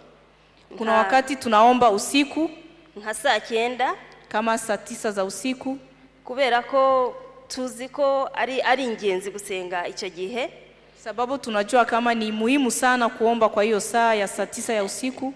Abandi bafata yandi masaha. Rero nagira ngo mudusobanurire, kubera ko icyo gihe iyo dusenga tuba tuzi ko hari imbaraga z'abarozi turi kurwana nazo, tuba tuzi kandi ko hari uburyo nyine budasanzwe turimo gukora. Nkagira ngo mbaze umukozi w'Imana niba koko abarozi nabo amasaha ya nijoro ari amasaha bajya bafata kenshi kugira ngo nabo bakore imigambi yabo. Sababu wa Kristo tunaombaka saa za usiku, tunajua kama tunafukuza nguvu za giza na za walozi. Sasa nataka kujua ya kwamba na walozi nao wanakuwa na masaa ya usiku ya kufanya matendo yao, kusema nijue vile ya kuwa naomba. Kwanza nikupongeze mama kwa kuwa una kawaida ya kuomba Mungu usiku. reka ngushimire rwose ugira umwanya wo gusenga nijoro. Kama kuna wakati mzuri wa kuangamiza nguvu za shetani za wachawi ni wakati huo. Niba hari igihe cyiza rwose cyo gusenga no kwirukana imbaraga z'abarozi ni igihe cy'ijoro. Wakati sisi tulipokuwa ni wachawi tukitaka kuwanga usiku, kufanya mambo ya kiuchawi usiku, tulikuwa kwanza tunavuta hewa. Ni wapi wanapoomba Wakristo na maombi yale wanaelekezea wapi? Igihe rero twari abarozi twashaka kujya gutera ibitero bya nijoro tugiye kuroga, twajyaga tubanza tugahumeka umwuka kugira ngo tumenye ahantu hari Abakristo bateranye barimo gusenga, kandi tumenye ngo ese barimo barasengera iki, berekeje hagana hehe. Tukiwa pale Ujiji tukiona kule Mwanga ndio kuna watu wanaomba wanashambulia wachawi, kule hatuwezi kwenda, tunaelekea mahali pengine. Twabona turi nka Ujiji tukabona hari nk'umucyo ahantu runaka ariho barimo gusengera, ako gace nitwakajyagamo ahubwo twajyaga mu kandi gace. Na watu wa Mwanga ambao ni wachawi wenzetu tulikuwa hatuwezi kuwapata kule Ujiji kwa kuwa wamefungwa na maombi ya watu wa Mwanga. Wachawi wote hawafanyi chochote Mwanga. Kandi abarozi bo muri ako gace habagarimo amasengesho y'urudaca, nago twashoboraga kubafata kugira ngo tujye gukorana kuko amasengesho yabaga yababoshe nta kintu bakibashije gukora. Hata mawasiliano ya wachawi wa Ujiji na wa Mwanga yalikuwa yanakatika, hatuwasiliani. Kandi ugasanga ubwumvikane ndetse cyangwa communication hagati yacu n'abari aba Ujiji amajwi agacika nitwumvikane. Sasa mchana panapokucha ndio tunakutana, tunaulizana bana, vipi mambo huko? Wanatuambia hapana, kule walokole walitufunga. Hanyuma mu gitondo bwacya akaba aribwo duhura tukabazanya, ese iyo ngiye iwanyu na amahoro? None bakatubwira ngo ya rwose badufunze, batubosha Abakristo ntago twasohotse. Umenielewa mama? Ese wanyumvishije? Murakoze. Asante. Ejo mwatubwiye, umunsi washize mwatubwiye ukuntu igihe mwajyaga kubona PhD yanyu abari babari imbere, mwatubwiye abayobozi batandukanye, ndibaza mwatubwiye Muhammad Gaddafi, mutubwira Arafat na Saddam Hussein. Kuna wakati ya juzi ama jana ulituambia wakati ya kupata ile PhD kulikuwa waongozi fulani walikuwa mbele zako na ndani yao kulikuwa Gaddafi, Yasir Arafat na wengine. None nagira ngo niba hari information mu bifiteho, ese kuba bari muri iriya myanya cyangwa se igihe bayibayemo, kuko mwatubwiye ko babaga bahagarariye amajini runaka, ese iriya myanya babaga barimo cyangwa se babaga barimo icyo gihe hari impact ya yizo mbaraga yiyo si y'umwijima mu kuba bari muri iyo myanya?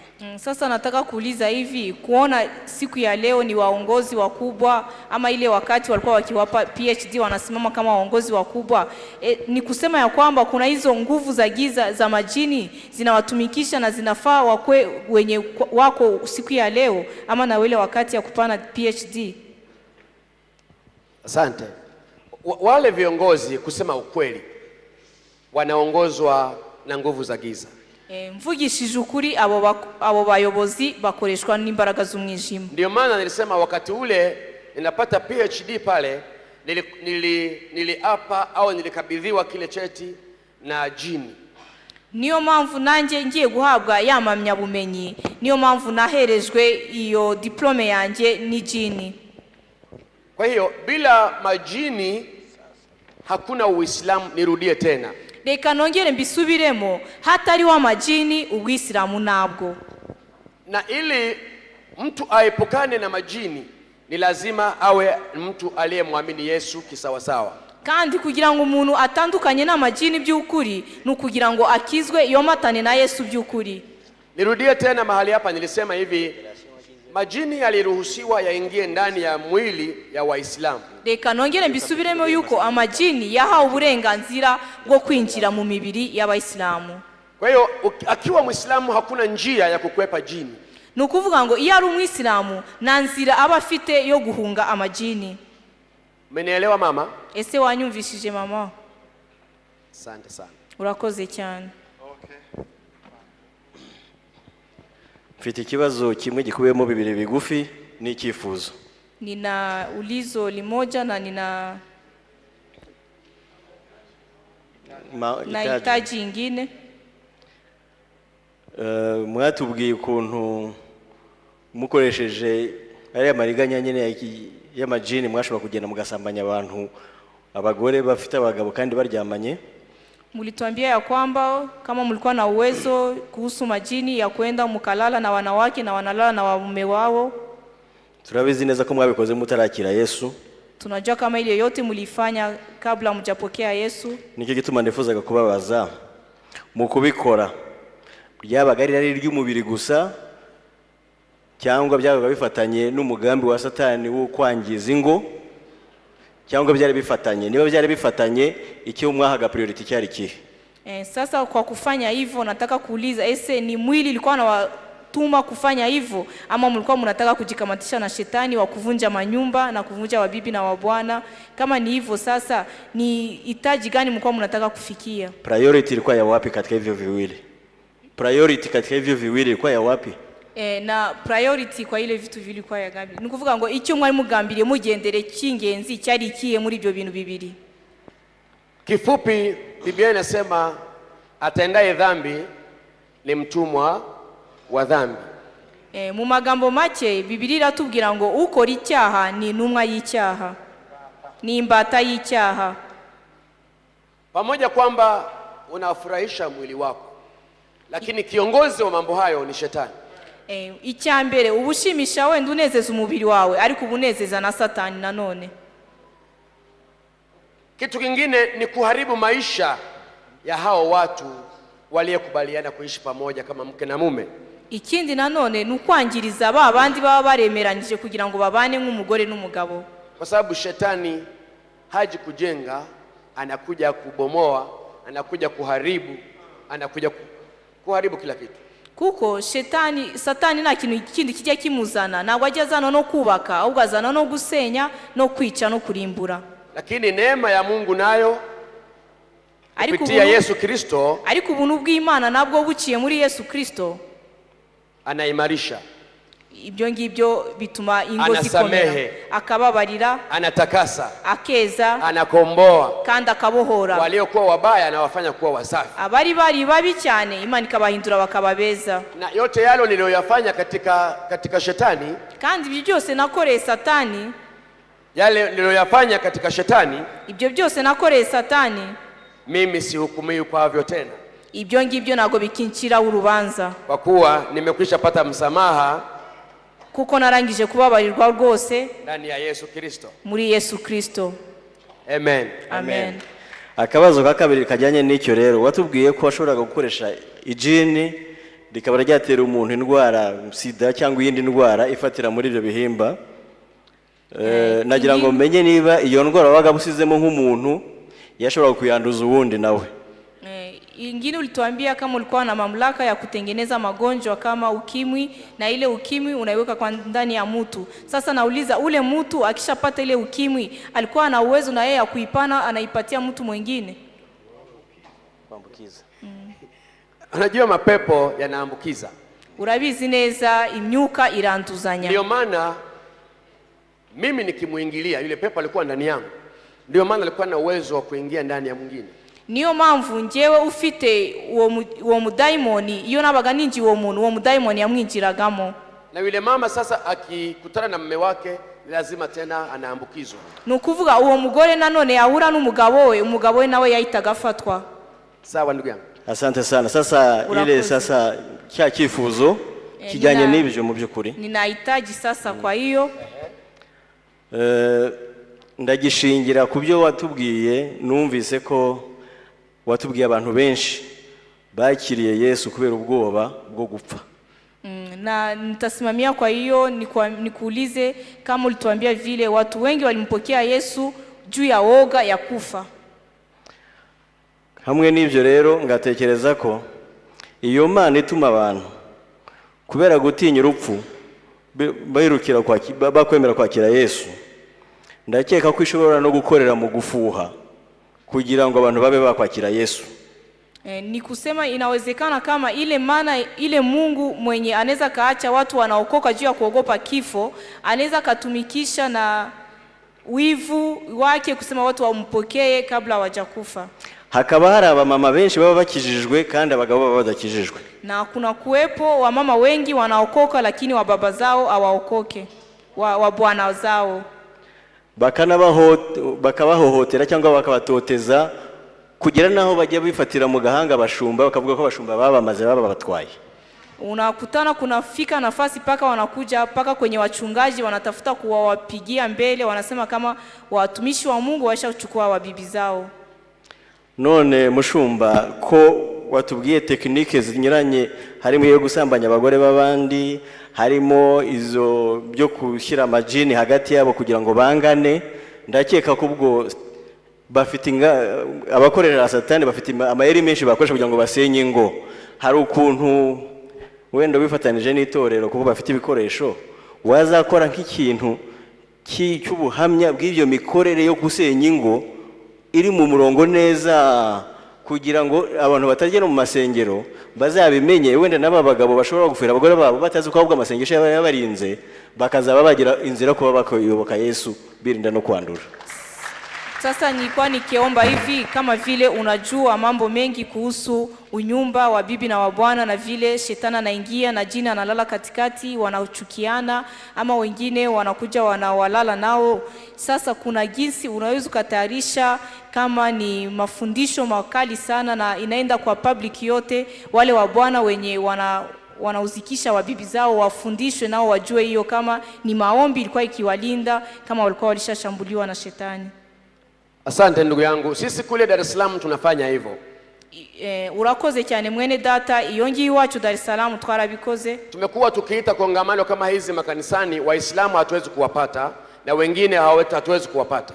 Twajyaga duhamagara nko mu biterane nk'ibi ugasanga abayisilamu ntibabyitabiriye. Kwa hiyo tumekuwa na program katika television.